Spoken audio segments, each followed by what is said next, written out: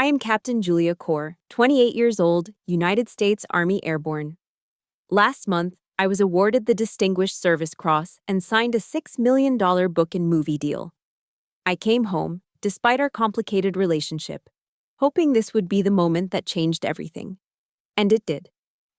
My sister Isolde pushed me down the stairs. But the last thing I heard before I lost consciousness wasn't a scream. It was my mother's ice-cold voice saying, "She deserved that." I woke up 3 days later, alone in a hospital bed at Walter Reed, my career shattered and my bank account emptied by my own parents. Before I tell you about the legal war I waged against my own blood, let me know where you're watching from. If you can relate, show some support with a like and hit follow. Because this story is a reminder that family isn't always blood. The air in our McLean, Virginia home was thick with the scent of money and lilies, a combination I always found suffocating. It was a world away from the dust of Afghanistan, from the honest smell of sweat and gunpowder. Here, everything was polished to a high sheen, from the marble floors to the practiced smiles of the guests. I stood in the grand foyer, feeling like a museum piece in my Army service uniform. The deep blue fabric felt like a second skin, a suit of armor I had earned through grit and sacrifice. The medals pinned to my chest were heavy, each one a story, each one a testament to a life my family refused to understand. Still, a stubborn little flame of hope flickered within me. Tonight, I thought, tonight will be different. I approached my father first. Atticus Kaur, a distinguished art history professor, stood with his back to me, pontificating to a circle of admirers about Renaissance brushwork. I waited. When he finally turned, his eyes barely registered me. "Father," I said, holding out a small, heavy box. "This is for you." He took the velvet case. Inside was a Swiss timepiece, elegant and understated, an heirloom. "Thank you, Julia," he said, his voice as dry as old paper. He didn't look me in the eye. He simply placed the unopened box on a nearby mahogany table and turned back to his conversation. He didn't even wind it. A familiar chill crept down my spine, the kind I'd felt 1,000 times before. I pushed it down and found my mother, Serafina, holding court by the floor-to-ceiling windows. She was a vision in a silk gown, her presence as commanding as a general's. I handed her the distinct orange box. She opened it, pulling out the Hermès scarf. Its colors were vibrant, alive. She held it up, not looking at me, but at a friend standing beside her. "The colors are so bold," she remarked, her tone making the words sound like an insult. "Very military." She folded it neatly and placed it in her clutch, a dismissal so swift it was almost invisible. I found my older sister Isolde near the fireplace, nursing a glass of champagne. She called herself an artist, though her canvases were mostly angry splashes of color that no one but our parents praised. I offered her the gift I'd been most excited about, a professional set of oil paints from a small shop in Paris. Isolde glanced at the beautifully crafted wooden box and sneered, a slight curl of her painted lip. She set it down on the mantelpiece without opening it. "Thanks for thinking of the arts, Julia," she said, her voice dripping with condescension, "even if you know nothing about them." The chill in my spine was now a block of ice. I forced a tight smile. "They just need time," I told myself, a desperate, fading mantra. "They just need to understand." Later, a senator's wife, a kind woman with genuine warmth in her eyes, cornered me near the appetizers.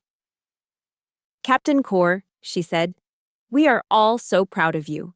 That medal, my goodness." "And I heard a rumor about a book deal?" The room seemed to quieten around us. I felt a flush of heat rise to my cheeks. "Yes, ma'am," I mumbled, feeling suddenly awkward. "A book and a movie deal."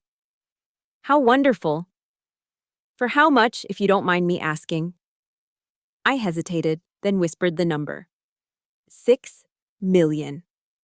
A collective sharp intake of breath seemed to suck the air from the room. I looked over at my parents. They weren't beaming with pride. They looked horrified, ashamed, as if I had just announced I was a professional gambler. My father stared into his drink. My mother's face was a mask of cold fury. Then came the sound that shattered everything. A laugh. High-pitched, sharp, and utterly contemptuous. It was Isolde, standing by the fireplace, her body shaking with malicious glee. $6 million, she shrieked, making sure every guest in the sprawling living room could hear. For your little war stories? My God, Hollywood really is scraping the bottom of the barrel. The silence that followed was absolute. It was a vacuum, heavy and suffocating, broken only by the echo of her laugh. I stood there, feeling stripped bare, every eye in the room a hostile blade pointed directly at my heart. Isolde began to walk toward me, her movements slow and predatory. She raised her champagne flute. For a moment, I thought she was going to offer a toast, a cruel, sarcastic gesture. I was wrong. With a flick of her wrist, she flung the entire contents of the glass at my chest. The sting of cold champagne hit me like a slap. I watched, paralyzed, as the golden liquid dripped down the front of my uniform, staining the fabric and running over the polished surface of my medals. My medals. This is for show-offs, she snarled, her face twisted with a jealousy so potent it was terrifying. Who do you think you are? Do you think you're better than me with your blood money? You will always be the daughter that embarrasses this family. I looked past her, pleading with my eyes for my parents to intervene, to say something, anything. They stood frozen. My father, the great intellectual, turned his back and pretended to study a painting on the wall. My mother, Serafina, simply watched, her expression one of cold, clinical distaste, as if watching a distasteful play. I saw her lean toward my father and whisper, just loud enough for me to hear over the ringing in my ears, "I told you so, Atticus." My heart didn't just break, it disintegrated. There was nothing left to say, nothing left to fight for. My only instinct was to flee. I turned, my body numb, and walked toward the grand staircase that led to the front door, to escape. I never made it. "Where do you think you're going, you little gutter rat?" Isolde screamed from behind me. I was at the top of the landing, my hand just reaching for the polished oak banister, when I felt the impact. It wasn't a stumble, it was a deliberate, two-handed shove, delivered with the full force of her body into the middle of my back. My world tilted. Time seemed to slow down and stretch out. There was the feeling of weightlessness, a terrifying second of free fall before my body connected with the first marble step. The impact was a sickening crack that shot through my spine. I tumbled, a chaotic mess of limbs and broken pride, my head hitting the edge of a step with a final, brutal thud. I came to rest at the bottom, sprawled on the cold, unforgiving floor. A warm wetness began to spread from the back of my head.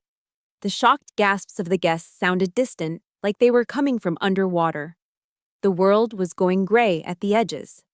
Through the encroaching darkness, one sound cut through the haze. It wasn't a scream for help. It wasn't the sound of someone dialing 911. It was my mother's voice, clear, calm, and utterly devoid of emotion, spoken to my father but intended for the entire world to hear. She deserved that, Atticus. Perhaps now she'll learn her place. In the darkness, I didn't think about the pain. I only thought of one question. Why? The darkness that swallowed me on the marble floor wasn't new. As I slipped away, the image of my own blood pooling beneath me dissolved, shifting into a memory from long ago. I was 7, pumping my legs on the swing set in our sprawling backyard, trying to go higher than the oak trees. I went too high.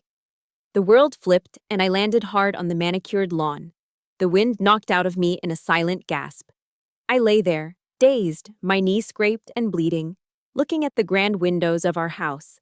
I could see them inside. My father reading the New York Times, my mother arranging flowers, Isolde sketching in her notepad. None of them moved. None of them came out. I was invisible then, just as I was now. The pattern of my life was drawn in that moment, a map of indifference I was forced to navigate alone. That fall from the swing was just the first of many. The real one, the one that set the course for everything, came 10 years later. I was 17, and I had made a decision. I found my parents in the study, a room that always smelled of old leather and my father's disapproval. I stood before them, my back straight, my voice steady. and announced that I had been accepted to the United States Military Academy at West Point. And I was going. My father, Atticus, slowly lowered his newspaper. He didn't look at me. He looked at a spot on the wall just past my shoulder. "The Core family does not raise followers, Julia," he said, his voice quiet but sharp. "We create leaders. You are throwing your life away." It wasn't a discussion. It was a verdict. My mother, Serafina, let out a long, weary sigh, the kind she reserved for social embarrassments. She turned to my father, speaking as if I wasn't even there. "What will I tell people at the garden parties, Atticus?" Her concern wasn't for my safety or my future, but for her own social standing. My life was just an inconvenient footnote in her carefully curated narrative. 3 weeks later, when Isolde received her acceptance letter to a small, obscure art college in Vermont, my parents uncorked a bottle of vintage champagne. The house filled with laughter and toasts to our brilliant artist. My acceptance to West Point had been met with a funeral silence. Hers was a celebration. That contrast was the first deep cut, the one that never truly healed. It taught me a fundamental truth. In my family's world, my achievements would always be weighed on their scale and would always be found wanting. This system of injustice was perfected at our holiday dinners. Thanksgiving was an annual ritual of psychological torture. Isolde would unveil her latest painting, usually a chaotic, meaningless mess of color, and my parents would lavish praise on her vision and raw talent. They would speak of her future exhibitions in Soho, as if they were a foregone conclusion. Then, all eyes would turn to me. I would try to share my world. I'd talk about earning a promotion, about completing a grueling training course, about the profound sense of purpose I felt leading my soldiers. My father would invariably cut me off, holding up a hand. "All right, Julia, that's enough. Let's not have violent stories at the dinner table." My mother would seize the opportunity to change the subject entirely. "Who's ready for dessert? I was thinking about the Christmas decorations this year." And just like that, my reality, my accomplishments, my entire life would be erased, wiped clean from the conversation as if it were a dirty word. The worst was the summer Isolde was sent on a cultural tour of Florence, Italy, to absorb the masters, as my father put it. I, on the other hand, was sent to a brutal outdoor survival camp in the mountains of North Carolina. The reason given? To build character. One of us was nurtured, the other was to be hardened. One was an investment, the other, a problem to be fixed. Years later, that feeling of being an inconvenient problem reached its peak. I was on a forward operating base in Afghanistan. We had just survived a firefight that had lasted for hours, the air still tasting of metal and fear. My hands were still shaking. I needed to hear a familiar voice, a tether to a world where people didn't try to kill you. I used my satellite phone to call home. My mother answered, her voice distant and impatient. "Julia, is everything all right? I'm in the middle of planning a charity gala." "I'm fine, Mom," I lied. "I just needed to call." "Well, can you call back later? It's a bit hectic here. Is everything normal over there?" Normal. That was the word she used. Normal to describe a place where death was a constant, silent partner. The line was clear. The call lasted less than 30 seconds. I sat in my tent, the canvas walls doing little to block out the sounds of the base. I hugged my rifle to my chest, the cold steel a comfort my own family had never offered, and I cried without making a sound. That was the day I truly understood I was on my own. If you've ever felt like you were speaking a different language from your own family, a language of passion and purpose they refuse to understand, please support my story with a like. And if you feel like you're a fighter in your own life, tell me in the comments. Just write one word: warrior. I want to see how many of us are out there. But even in that vast darkness of my past, there was one pinpoint of light, a memory that saved me. It was my first week of basic training. I was exhausted, covered in mud, my body screaming in protest. I was ready to quit, ready to prove my father right. Command Sergeant Major Evelyn Reed, a woman who seemed carved from granite and sheer will, stood in front of me. She wasn't yelling like the other drill sergeants. She just looked at me, her eyes seeing right through my privileged upbringing and into the terrified core of me. "I see something in you that they don't, Kaur," she said, her voice low and raspy. "They see a rebellious daughter. I see a warrior. Now get up and prove me right." It was the first time anyone had ever seen me. Not the disappointment, not the odd one out, but the person I was fighting to become. That moment, that one person's belief, became my North Star. She gave me a new map, one that didn't lead back to the cold house in McLean, but forward, into the fire. My return to the world was not a gentle awakening. It was a violent pull from a deep, dark ocean into a reality of sharp edges and relentless noise. A steady, rhythmic beeping drilled into my consciousness first, then a sharp chemical smell that stung my nostrils, antiseptic and sterile. And finally, the pain. It wasn't one single pain, but a symphony of it. A searing fire screamed up my spine, a dull, throbbing hammer pounded against the inside of my skull, and a tight, crushing weight squeezed my chest with every breath. I tried to move, but my body was a leaden prison. I was tangled in a web of tubes and wires, tethered to the machines that beeped and hummed around me. My eyes fluttered open. The ceiling was a stark, unforgiving white. The walls were the same sterile shade. This wasn't my room. It wasn't even a civilian hospital. I knew this place from the quiet efficiency, the sense of solemn purpose in the air.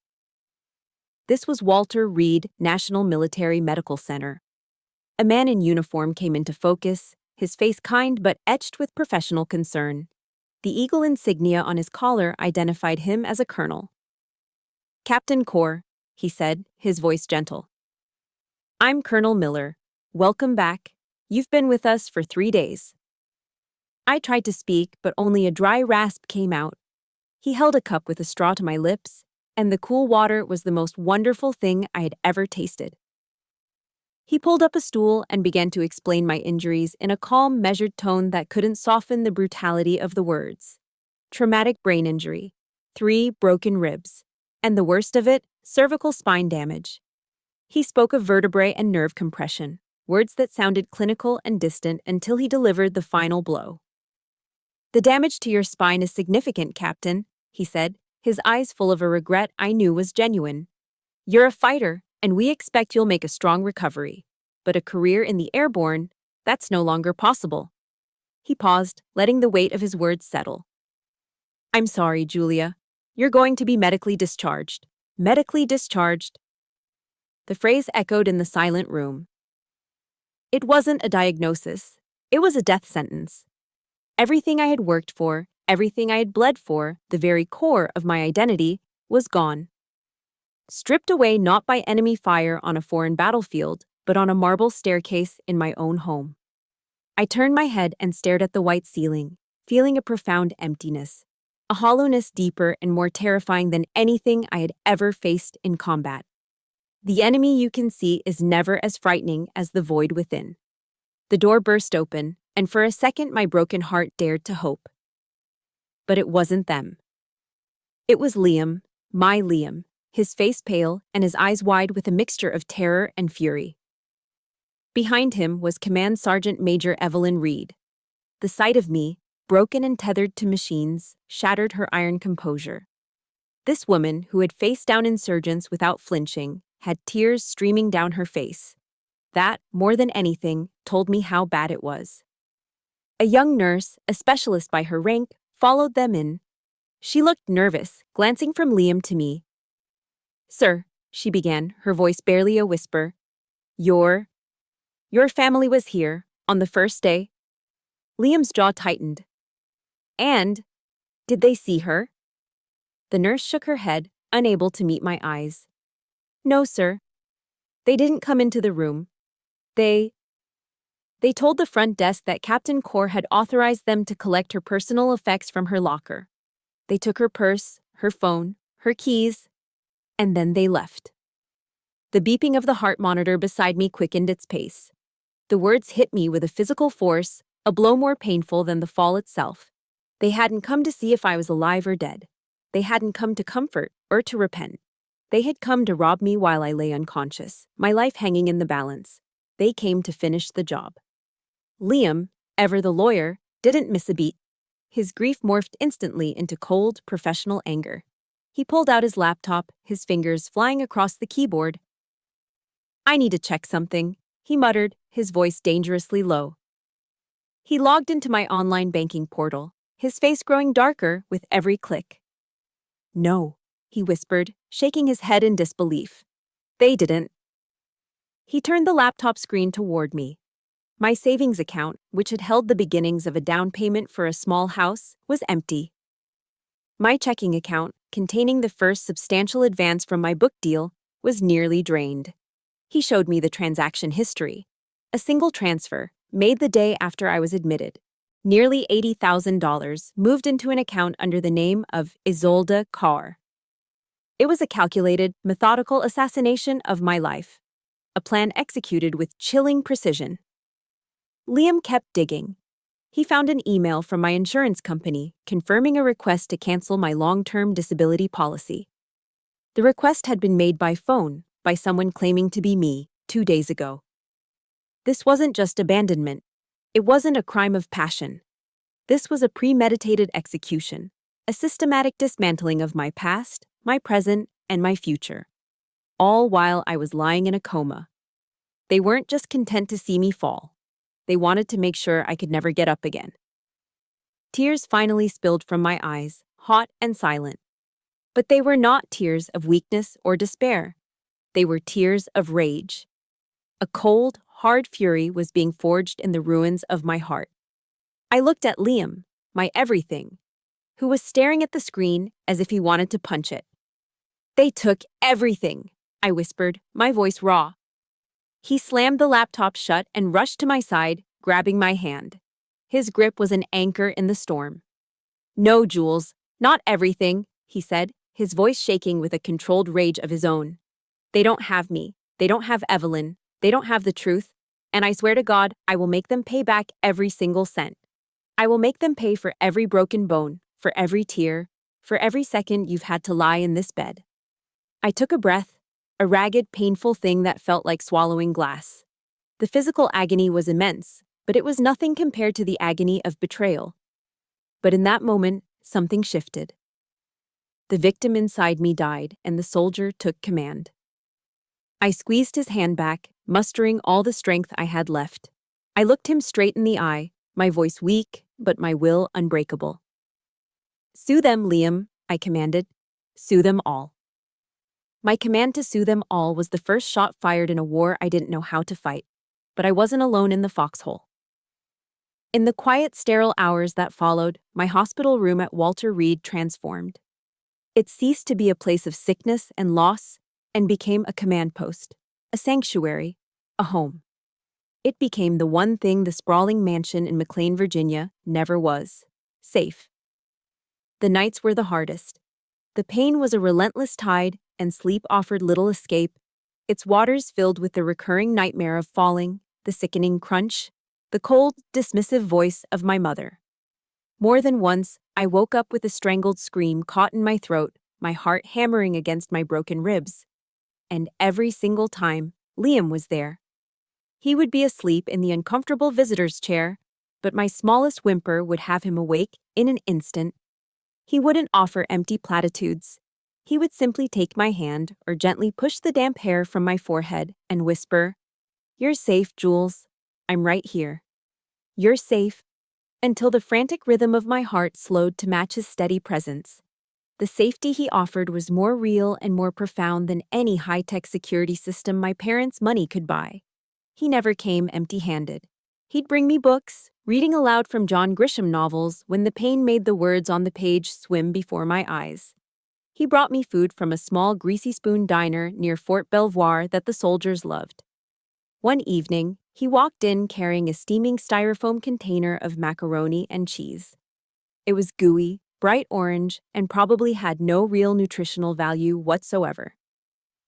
My mother would have called it pedestrian. To me, it was the most beautiful meal I had ever seen. It was comfort. It was care. It was a simple, unconditional act of love that I had craved my entire life. If Liam was the heart of my new family, Command Sergeant Major Evelyn Reed was its steel spine.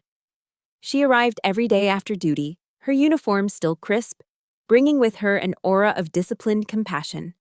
She never treated me like a patient. She treated me like one of her soldiers. "They broke your body, Car," she said on her first visit, her eyes scanning my IV lines and monitors with tactical appraisal. "But you will not let them break your spirit. That's an order." She became my unofficial physical therapist, showing up in her PT gear on Saturday mornings to supplement the hospital's sessions. She pushed me past the limits I thought the pain had set for me, her voice a firm, steady metronome cutting through my tears of frustration. "Pain is a signal, Captain," she'd say, helping me back to my feet after a failed attempt to stand. "It's not a stop sign." One afternoon, she brought me a tablet. It was loaded with audiobooks and podcasts. "Brené Brown," she said, tapping the screen. "She talks about courage, vulnerability, and daring to enter the arena. This war you're in now, 90% of it is in here," she said, tapping her own temple. "Arm yourself." I started listening that night, and for the first time, I felt like I was gaining a strategic advantage over the invisible enemy of despair.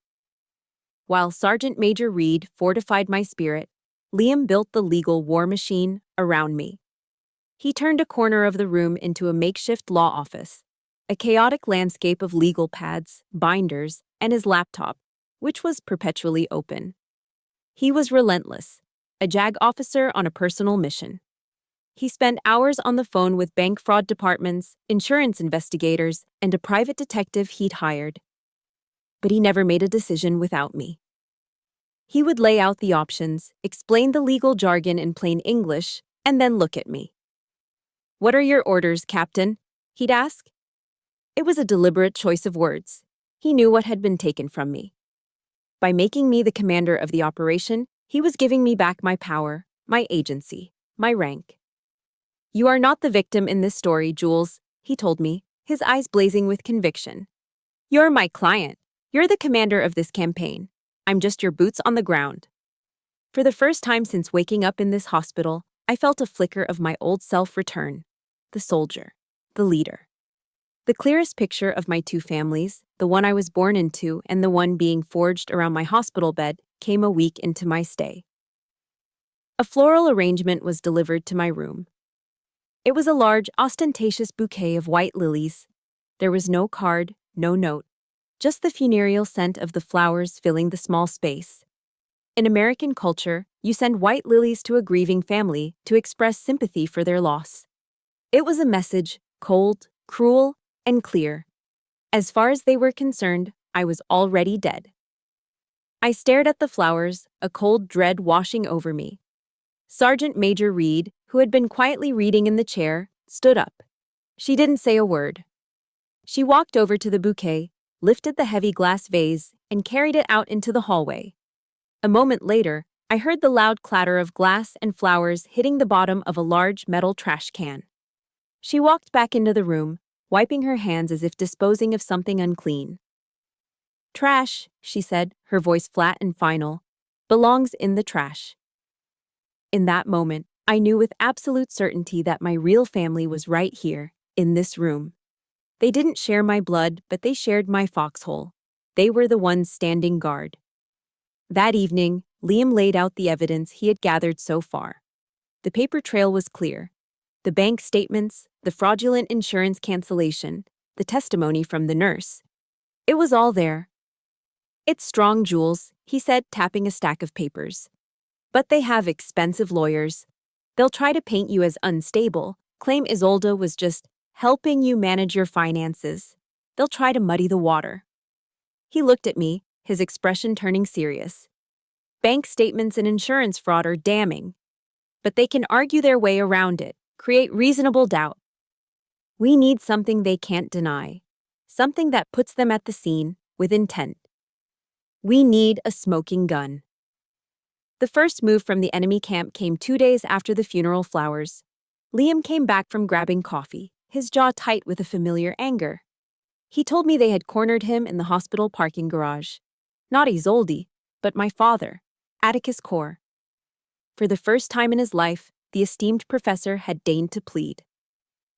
He didn't ask how you were, Liam recounted, his voice laced with disgust as he paced the small room. He didn't express an ounce of remorse. He just wanted to handle this quietly. Those were his words. Liam stopped and looked at me. He said you were being emotional and that if you dropped the lawsuit, they'd return the money. His main concern? The family's reputation. That a public scandal would be ruinous. I felt nothing. No shock, no fresh wave of pain.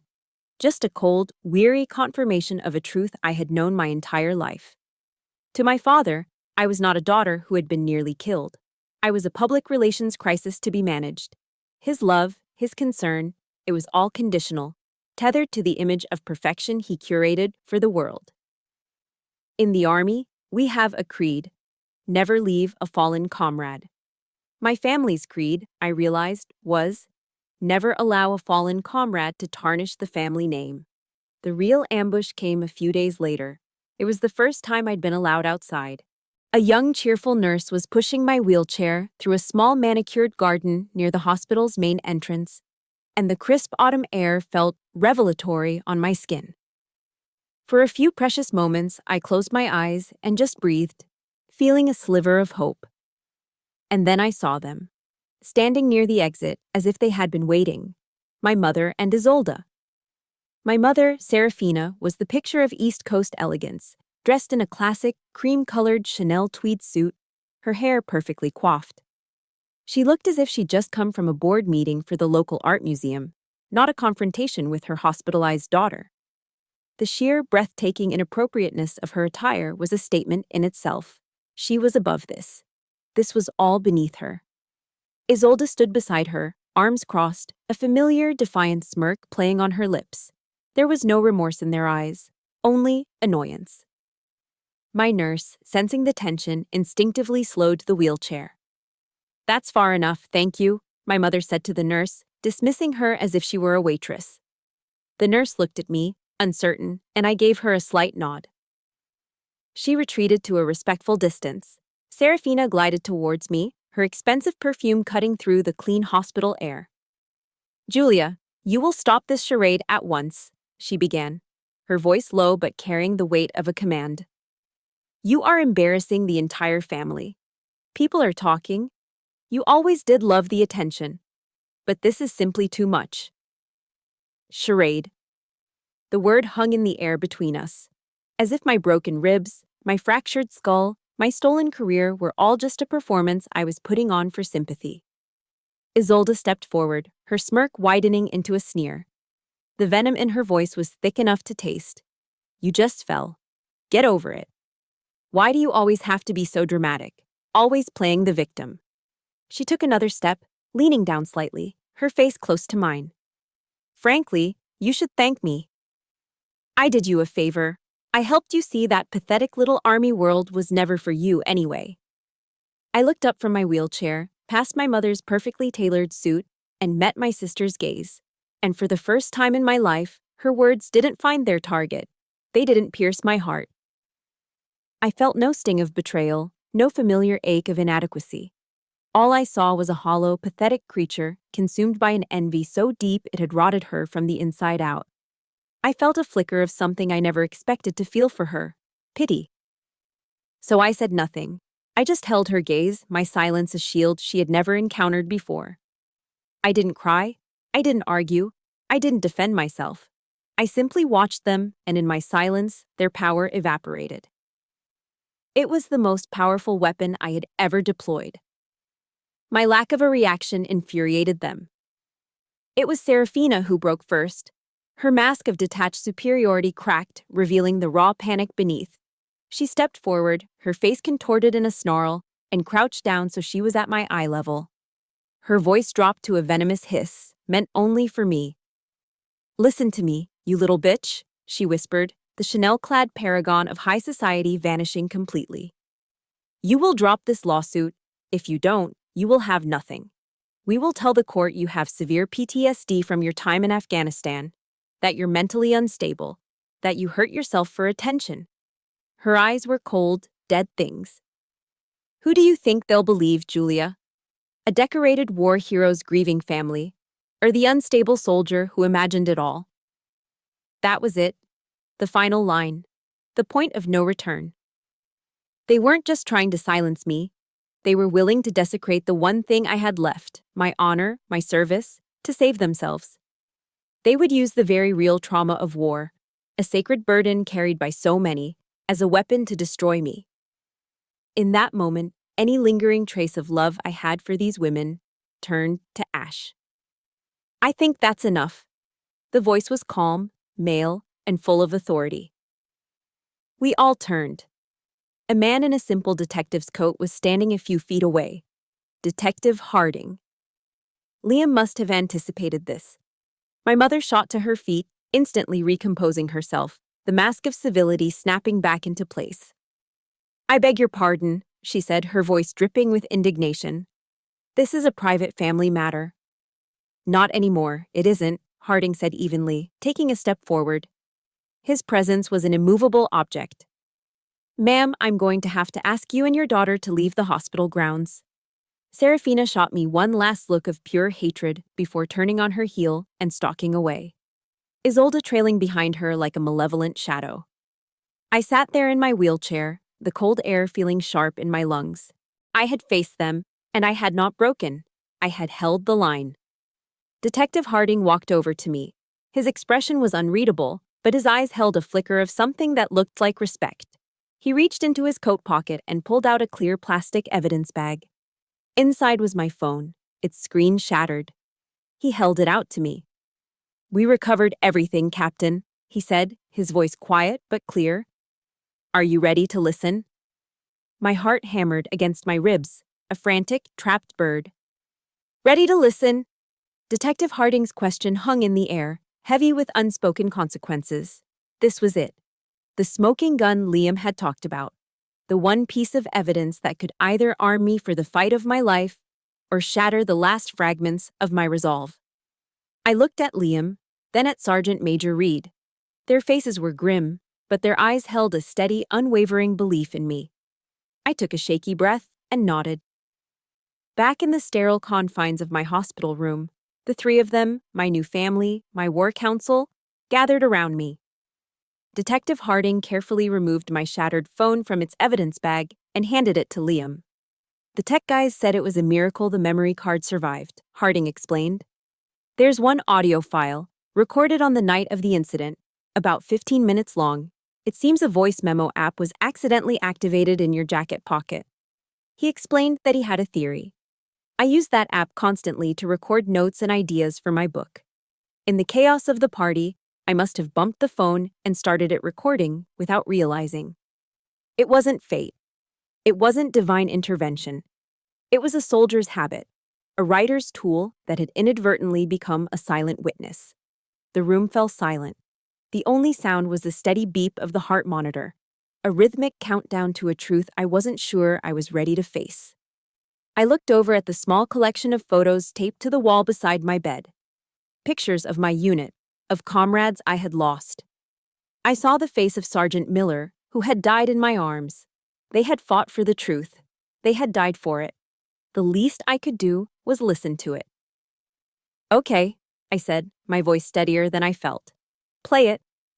Liam connected the phone to a small portable speaker, the kind we'd use to play music on deployment. He hit play. The first sound was the dull roar of the party, the clinking of glasses, the murmur of polite conversation, the distant strain of a classical string quartet. Then, cutting through the noise, was Isolde's voice, sharp and laced with her signature jealousy. $6 million for your little bang-bang stories?" Her mocking laughter filled the speaker, and I flinched, the sound as sharp as a physical blow. Then came my own voice, strained and weary. "I'm tired, Isolde. I'm just going to go." The recording captured the sound of my footsteps, the sharp shriek from my sister. "Where do you think you're going, you little rat?" And then, the sound that would be forever burned into my memory. A sickening sharp crack as my head hit the marble, followed by a series of heavy, brutal thuds as my body tumbled down the stairs. And then, a profound, chilling silence. My own heart seemed to stop in my chest. I closed my eyes, my hands gripping the arms of my wheelchair so tightly my knuckles turned white. I was back there, at the bottom of the stairs, submerged in that terrifying darkness. The silence on the recording stretched for what felt like an eternity. Then it was broken by my father's voice, trembling, but not with fear for me. It was the tremble of a man whose perfect evening had been ruined. "Serafina," he said, his voice a harsh whisper, "call 911. My mother's reply was not the scream of a horrified parent. It was a sound colder and harder than the marble floor my blood was staining. "Wait, Atticus," she hissed. There was a pause, and I could almost feel her standing over me, looking down. "Let me see if it's still breathing." Another beat of silence. It deserved it. A strangled sob escaped Liam's lips. Sergeant Major Reed's hand found my shoulder, her grip like iron, grounding me. My father's voice came again, faster now, laced with a frantic, calculating urgency. "Listen, Isolde is hysterical. We have to control the narrative. I'll handle the guests. You go upstairs and get her purse and her phone from her room. Now, before the police get here, we need access to her accounts." The final sounds on the recording were the soft, hurried footsteps of my mother ascending the grand staircase, not to call for help, but to begin the plunder. Then, the file ended. Liam stabbed the stop button. The sudden silence in the room was deafening, heavier and more complete than anything I had ever known. The steady beeping of my heart monitor was the only proof that I was still alive. Slowly, I opened my eyes. Tears were streaming down my face, but for the first time, they were not tears of sorrow. The part of me that had spent a lifetime loving them, craving their approval, hoping they would one day see me, that part of me died in the silence as that recording ended. The grief was gone. The hurt was gone. All that remained was the cold, unalterable, and brutal truth. And beneath it, a bedrock of pure, unadulterated rage. I had the proof, not just of their crime, but of their character. It wasn't just a legal case anymore, it was a moral one. Liam's face was ashen. Sergeant Major Reed's eyes were blazing with a fire so intense I could feel its heat. I looked from one to the other, my family, my soldiers. Then I looked at Detective Harding, whose professional mask couldn't quite hide the look of disgust on his face. My gaze was no longer that of a victim. It was the gaze of a judge who had just heard the final, damning evidence. If you believe that facing the truth, no matter how ugly, is the only path to real freedom, please support my story with a like. And if you agree that what my family deserves is justice, tell me in the comments. Just write one word: justice. I need to know you're with me on this. I turned my eyes back to Liam, my voice devoid of any warmth, any weakness. It was as cold and hard as the steel in Sergeant Reed's spine. "Release it," I commanded. "I want the whole world to hear." My command, "Release it," hung in the air, transforming the sterile hospital room into a theater of war. The shock from the audio recording had vaporized, replaced by a cold, hard resolve. The soldier in me, the one who had been dormant beneath layers of pain and betrayal, was now fully awake. My bed was the command post. Liam was my legal counsel, and Command Sergeant Major Reed was my second in command. The mission, Operation Justice. In the military, before any major operation, you map the terrain. You study the enemy, their strengths, their weaknesses, their patterns. My hospital whiteboard, normally used for tracking medication schedules, became my battle map. With a black marker gripped in my hand, I began to diagram the last 2 decades of my life. It wasn't an exercise in self-pity, it was a strategic analysis. I listed every dismissive comment, every forgotten birthday, every time my achievements were ignored in favor of Isolde's mediocre art. I detailed the trip to Florence they took with Isolde for her 16th birthday, while I was sent to a brutal survivalist summer camp in North Carolina to build character. Each memory was a pin on the map, not a wound to be lamented, but a piece of intelligence. It formed a clear, undeniable pattern. "They will paint me as unstable," I told Liam, my voice steady as I drew a line connecting my father's disdain for West Point to my mother's comments at the party. They'll use their reputation as respected members of the McLean community to discredit me. So, we have to prove that the only instability here is their insatiable greed and pathological jealousy. This wasn't a random act. This was the culmination of a lifelong campaign.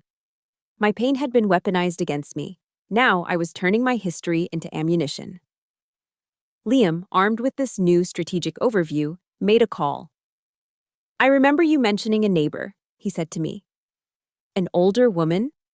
Mrs. Gable?" I nodded, and he found her number.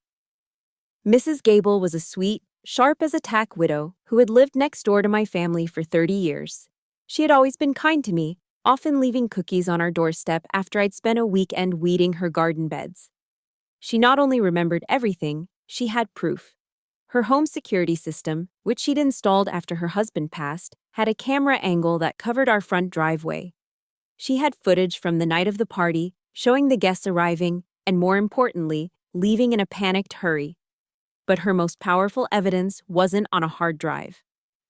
"That child has a heart of gold," she told Liam over the phone, her voice cracking with emotion. "I'd watch her, year after year, tending to that big garden all by herself while the rest of them were off in Europe or the Hamptons. They have hearts of stone, that family. Of course, I'll testify." Her words provided a crucial, unimpeachable third-party perspective. She was the character witness I never knew I had. As we built our offense, I knew we had to prepare for their counterattack. My mother's threat to use my service record and the possibility of PTSD against me was not an empty one. In the court of public opinion, they would try to control the narrative. "We have to get ahead of it," I told Liam. "We strike first." Together, we drafted a press release. It was short, professional, and devoid of emotion. It simply stated the facts. Liam sent it out through his law firm's official channels. U.S. Army Captain Julia Carr is recovering from a serious assault and has filed a civil suit against members of her family for battery and financial fraud. The statement landed like a surgical strike. It immediately framed the narrative around facts, assault, fraud, and put my family on the defensive, robbing them of the chance to spin their own web of lies. That same day, I received an unexpected piece of intelligence from an allied force I didn't know I had. An email popped up on the new phone Liam had bought for me. The sender was Alistair Finch, the Hollywood producer behind my book-to-film deal. My heart sank. I was sure it was a letter terminating our contract. Instead, I read, "Dear Captain Core, I was deeply saddened to hear of the recent events. Please accept my sincerest wishes for your swift and complete recovery. I want to make one thing clear. Your story is not over. It has just begun a new chapter. We will be waiting. Your voice is more important now than ever. Sincerely, Alistair Finch." That email was a lifeline. It was a powerful validation from the outside world, a world my family despised, confirming that my story, my life, had value. It was everything they had spent my entire life denying. The legal battle fueled my physical one. Every session of physical therapy became a mission. The parallel bars in the rehab room were my new obstacle course. The pain was excruciating, but I channeled the wisdom of one of the books Sergeant Major Reed had given me, Viktor Frankl's Man's Search for Meaning. Frankl wrote, "When we are no longer able to change a situation, we are challenged to change ourselves." I couldn't change what my family had done, but I could change how I responded. I could choose to fight. I could choose to heal. Learning to walk again was the hardest thing I'd ever done. It demanded a level of discipline that made Ranger School look easy. For weeks, every attempt ended in failure, my legs buckling beneath me. But I kept getting back up. Then, one afternoon, with Liam spotting me, I gripped the parallel bars. I pushed through the searing pain in my back and the screaming protest of my muscles. I put one foot in front of the other, one step, then two, then three. My legs gave out on the third step, but Liam was there to catch me, his arms wrapping around me as I collapsed, sobbing. They were not tears of pain, but of triumph. I looked up at him, my eyes blurry, and whispered a new vow, a new promise to myself. I will walk into that courtroom on my own 2 feet. The day I walked into the courtroom, I kept a promise to myself. I left the wheelchair behind. Leaning on a single simple cane, I made my way down the center aisle of the hushed, wood-paneled room. Each step was a small victory, a quiet declaration of war. I was dressed in a conservative navy blue suit, my hair pulled back in a tight, professional bun. I was no longer a patient. I was Captain Julia Corr, and I was reporting for duty. My eyes were fixed forward on the judge's bench.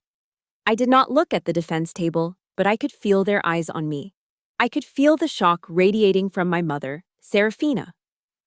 Liam had told me their lawyers had built their entire defense strategy around the image of me as a broken, unstable victim. They had expected a casualty on a stretcher. They were met with a soldier on her feet. From the corner of my eye, I saw my father, Atticus, slump slightly in his chair. The first crack in their perfect facade had appeared. In the gallery, I spotted two familiar faces. Command Sergeant Major Reed, sitting ramrod straight, her presence a silent, solid pillar of support. A few rows back sat Mr. Alistair Finch, the Hollywood producer, his expression one of intense focus. A handful of reporters were scattered amongst the public. This was no longer just a family drama. It was a public reckoning. When my name was called, I took the stand. As I raised my right hand to be sworn in, I didn't think about my family. I thought about the oath I took as a cadet at West Point, the promise to uphold honor and truth. I was not just fighting for myself, I was fighting for the uniform I had been so proud to wear. Liam began his questioning. My voice was calm, clear, and precise. I recounted the events of that night not as a hysterical victim, but as a military officer delivering an after-action report. I stated the facts, presented the timeline, and described the assault without tears or embellishment. The more clinical I was, the more monstrous their actions seemed in contrast. Then, it was the defense's turn. A slick, expensive-looking lawyer I'd never seen before approached the witness stand, his smile dripping with false sympathy. "Captain Corr," he began, "you've served your country with distinction, and we are all grateful. But isn't it true that your service in Afghanistan was traumatic?" I saw the strategy immediately. They were going to follow through on my mother's threat. My service had its challenges. Yes, I replied evenly. Challenges that included firefights, explosions, events that could lead a person to develop post-traumatic stress disorder, he pressed. Isn't it possible, Captain, that in your heightened emotional state, you misinterpreted the events of that evening? That you didn't fall, but perhaps stumbled? I held his gaze. I did not look at Liam. I did not look at the judge. I turned my head slightly and looked directly at the 12 faces in the jury box. I have faced enemy fire in the mountains of Afghanistan, I said, my voice ringing with a clarity that cut through the courtroom silence. I know the difference between reality and a hallucination. I know the difference between the fog of war and the crystal-clear memory of my sister's hands shoving me from behind. And I know the difference between a stumble and a push. A murmur went through the gallery. The defense lawyer's smug smile faltered. He had lost control. But the final, fatal blow was yet to come. Liam stood up. The prosecution would like to play for the court a piece of evidence recovered from Captain Corr's personal cell phone. An audio file, Your Honor, Exhibit A. The judge nodded. The courtroom air grew thick with anticipation. A clerk connected the speaker system, and a faint static filled the room. Then, the sound of my party, a lifetime ago. I heard Isolde's mocking laugh, my own tired voice, and then the sharp, sickening sequence of cracks and thuds that ended my career. A collective gasp went through the courtroom. Then came the silence on the tape, a heavy, dead silence that was more damning than any scream. And into that silence, my father's panicked voice, followed by my mother's, as cold and hard as a tombstone. It deserved it. The courtroom was frozen, no one moved, no one breathed. Then came the rest of the recording, the calculated, frantic plan to cover their tracks, to steal my money, to leave me with nothing. As the final sound of my mother's footsteps faded, Liam hit stop. The silence that followed was absolute. I looked at the jury. One woman, a grandmotherly type, had her hand clasped over her mouth, her eyes wide with horror. Another juror, a man who looked like a construction worker, was staring at my family with an expression of pure, unadulterated disgust. I finally allowed myself to look at them. Isolde was weeping, her face buried in her hands. My father, the great intellectual, had his head bowed, his shoulders slumped in utter defeat. And my mother. Her face was the color of chalk. Her carefully constructed mask of superiority had been shattered into a million pieces, leaving behind only the ugly, naked truth of who she was. The game was over. Their lawyer, looking pale and shaken, made a desperate plea for his clients to be released on bail pending trial. The judge, a stern gray-haired woman, looked down from her bench, her face a mask of cold fury. She removed her glasses slowly. "Counselor," she said, her voice quiet but carrying the force of a thunderclap. "This court has just heard evidence of a brutal, premeditated assault, followed by a conspiracy to defraud the victim while she lay unconscious." She looked directly at my parents and Isolde. "Based on the clear evidence of violent conduct and a concerted effort to conceal a crime, this court finds the defendants to be a significant flight risk and a danger to the community. Bail is denied." The gavel came down with a crack that echoed the sound of my own fall. "The defendants will be remanded into custody." As two bailiffs approached the defense table with handcuffs, my mother's composure finally, completely, and spectacularly shattered. She shot to her feet, her face twisted into a mask of rage and disbelief. "Julia!" she shrieked, a wild animal sound of fury and despair. "Julia!" But I didn't turn around. I had heard everything I ever needed to hear. The sound of the gavel was the end of the battle, but it wasn't the end of the war. The victory I'd fought so hard for didn't taste sweet. It tasted like ash. I had expected to feel a surge of triumph, a cathartic release. Instead, as Liam drove me away from the courthouse, all I felt was a profound, crushing emptiness. I had won. But in the process, I had officially lost my family forever. The war was over, and I was left standing alone on the battlefield, surrounded by the ghosts of what could have been. The days that followed were a blur of quiet exhaustion. I stayed at Liam's apartment, a cozy, lived-in space that felt more like a home than my childhood house ever had. I'd spend hours just sitting on his couch, wrapped in a warm blanket, staring out the window at the bustling Washington, D.C. streets below. The world was moving on, but I was stuck in the quiet aftermath, processing the shrapnel lodged in my soul. Liam was my rock. He didn't push me to talk. He didn't tell me I should be happy. He just existed alongside me in the silence, bringing me hot tea, making sure I ate, his steady presence a quiet promise that I wasn't truly alone. Then came the messages. My phone, once a source of anxiety, now became a weapon of mass annoyance. Voicemails and texts flooded in from aunts, uncles, and cousins I hadn't heard from in years. They hadn't called when I was in the hospital. They hadn't called when I was learning to walk again. But now, with their family names splashed across the headlines, they called. The messages were all the same, a manipulative cocktail of feigned concern and veiled guilt-tripping. "She's still your mother, Julia. Think of what this is doing to the family. Can't you find it in your heart to have some mercy for the sake of blood?" I deleted them all without listening to the end. One afternoon, while I was systematically clearing out the barrage of messages, Sergeant Major Reed came to visit. She watched me for a moment, my thumb jabbing at the delete button with grim determination. "They're not calling for you, you know," she said, her voice calm and even. "They're calling for themselves, to ease their own conscience for a lifetime of silence." She sat down opposite me, her gaze direct and unwavering. "Loyalty is earned, Carr. It isn't inherited with a last name." Her words were a splash of cold, clean water, washing away the lingering residue of guilt they were trying to smear on me. She was right. My loyalty belonged to the people who had stood in the foxhole with me, not the ones who had pushed me into it. Amidst the noise of hollow apologies and familial duty, one voice broke through. It wasn't a text or a voicemail, but a thick, cream-colored envelope that arrived in the mail. A handwritten letter. The return address was a small town in Vermont I knew my younger brother, Kalen, had moved to. With trembling hands, I opened it. His handwriting was a familiar, slightly frantic scrawl. The letter wasn't an excuse or a plea. It was a confession. He wrote that he hadn't slept a full night since the party, that my screams on the recording echoed in his head. He admitted that he had spent his whole life terrified of our parents and Isolde, and that his silence that night was the greatest act of cowardice in his life. He didn't ask for my forgiveness.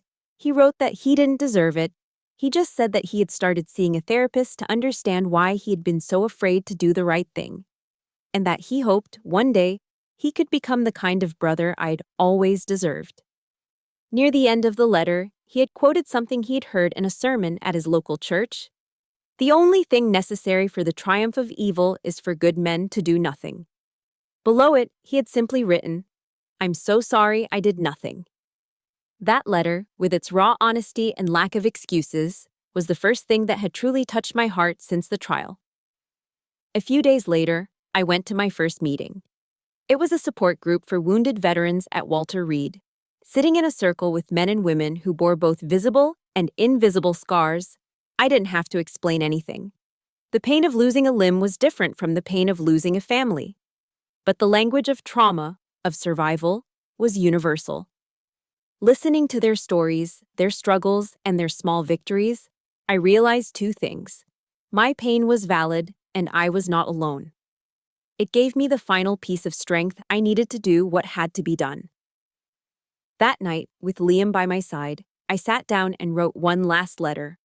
It was addressed to Atticus, Serafina, and Isolde Carr, in care of their respective correctional facilities. The letter was short. "I have heard the recording. I know what you did, and I know who you are. I am writing this to tell you that I will not carry hatred for you. To hate you would be to let you continue to occupy a space in my life, and that is a privilege you no longer have. I will not seek revenge. I will simply seek peace. You are now a part of my past. I am officially, and finally, letting you go." After Liam mailed it, I felt a weight I didn't even know I was still carrying lift from my shoulders. It wasn't forgiveness in the traditional sense. It was a release.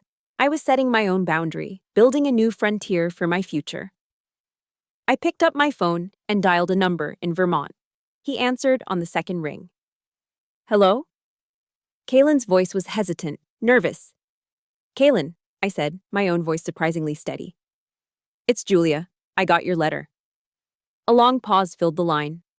Then, quietly, "I'm glad." "Me too," I said. Maybe we could get coffee next week." 18 months can feel like a lifetime, or in my case, the beginning of a new one. The scene is not a hospital room or a courthouse. It's the Mojave Desert in California, just before dawn. The air is cold and sharp, carrying the scent of dust and sagebrush. A sprawling film set recreating a forward operating base in Afghanistan stands stark against the vast, empty landscape. And in the middle of it all, I walk. Not with a cane, not with a limp, but with a confident, easy stride that feels like a miracle.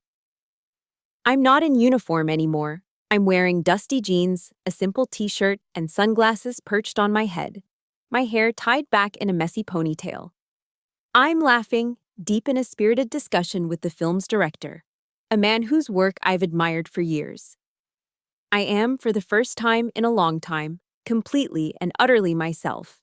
Liam is here, of course. He's leaning against a director's chair, watching me with a soft smile that still makes my heart ache in the best possible way. A simple, elegant ring sits on my left hand. We're engaged. The future is no longer a question mark. It's a promise. The past has been settled too. The final verdict came down 6 months ago. Isolde was sentenced to 5 years in a state penitentiary for felony assault. My parents, Atticus and Serafina, each received 3 years for conspiracy and grand larceny. Their appeals were swiftly denied. Justice, it turned out, wasn't just a concept in a law book. It was real. It was final. My new family is here too. The one forged in fire. Sergeant Major Reed, now happily retired, drove her RV out to the desert to visit the set for a week. She sits with Liam, a proud maternal smile on her face as she watches a scene being filmed. She's every bit the tough, loving mother I never had. Kalen, my brother, came to visit last month. He's different now, quieter, more thoughtful. The therapy has been good for him. Our relationship is still a delicate, fragile thing, like a desert flower learning to bloom after a long drought. We don't talk about the past. We talk about the future. His plans to teach history, my work on the film. My family now is not defined by a shared last name, but by a shared choice. The choice to show up, to stay, to care. My role on this film set is more than just a military technical advisor. Mr. Finch, true to his word, insisted I be a core part of the creative team. I've become the keeper of the story's soul. One afternoon, I'm working with the young actress playing me. She's a brilliant talent, fierce and dedicated. But she's struggling with a key scene, the moment at the party when Isolde throws the champagne. I just can't find the anger, she says, her brow furrowed in frustration during a break. I feel like I should be screaming at her, fighting back. I guide her to a quiet spot away from the crew. That's because you're looking for the wrong emotion, I tell her gently. When it happened, I wasn't angry. Not at first. I was just surprised. She looks at me, confused. I try to explain the insight that took me years of pain to understand. The deepest wound isn't the hatred from someone you know dislikes you. It's the shock of realizing that the unconditional love you thought was your foundation, the one thing in the world you could count on, never actually existed at all. It was all a story you were telling yourself. I look into her young, earnest eyes. So don't play the anger. Play the stunning, breathtaking surprise of a person realizing they are and always have been, completely and utterly alone in the one place they were supposed to call home. She stares at me for a long moment, and then her eyes fill with a sudden, profound understanding. She nods, a silent thank you, passing between us. In that moment, I realize my scars are no longer just marks of pain. They are maps, and I can use them to help others navigate their own difficult terrain. The tragedy has been transformed into a legacy. The story ends here, where it began. With me, but a different me. A whole me. Liam and I are standing on a rocky outcrop overlooking the desert floor. We've woken up early to watch the sunrise. The sky is a deep, velvety purple, just beginning to bleed into shades of orange and pink at the horizon. The air is still and cold, and I pull my jacket tighter, leaning into his warmth. We stand in comfortable silence, watching the world awaken. The sun finally crests the distant mountains, flooding the harsh landscape with a soft, golden light, chasing away the long shadows. My past feels like that landscape, vast, challenging, and once seemingly impossible to survive. But standing here, in the light of a new day, I see it for what it is. Not a wasteland, but a place of stark, resilient beauty. A place that tested me, broke me, and ultimately revealed the strength I never knew I had. Do you have any regrets? Liam asked softly, his voice barely disturbing the morning's peace. I think about the years of trying to earn an unearnable love. I think about the pain, the betrayal, the fight to reclaim my life from the ashes. I think about the person I was and the person I have become. A slow smile spreads across my face. It's a genuine smile, one that reaches my eyes. I don't regret fighting, I say, my voice clear and steady in the morning air. The fire was meant to burn me to the ground. Instead, it just forged me stronger. Thank you for walking with me through the fire. My story is finished, but I know that for many of you, your own battles continue. Remember, the family you forge in loyalty is just as real as the one you are born into. And our deepest scars often teach the most profound lessons. This channel is a place for all the warriors, the survivors, and the builders of new dawns. If you believe in the power of resilience, please subscribe to join our community. We have so many more stories of justice and hope to share. Until next time, stay strong.